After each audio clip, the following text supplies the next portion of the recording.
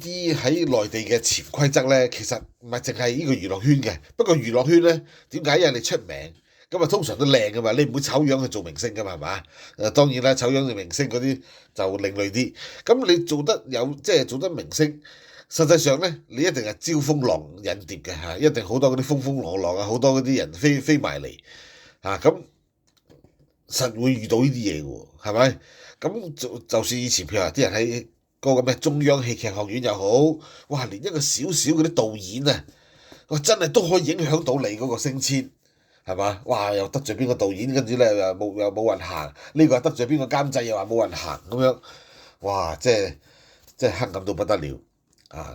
香港都有啦，你唔好話呢個大陸啦，香港都有啦。哎呀，話得罪咗邊個係嘛？高層啫，電視台高層啫，已經俾人封殺啦，係嘛？唔好話官啊，係咪？嗱咁所以咧，官階唔係低㗎，廳級官員都有機會影響到佢嘅，我覺得。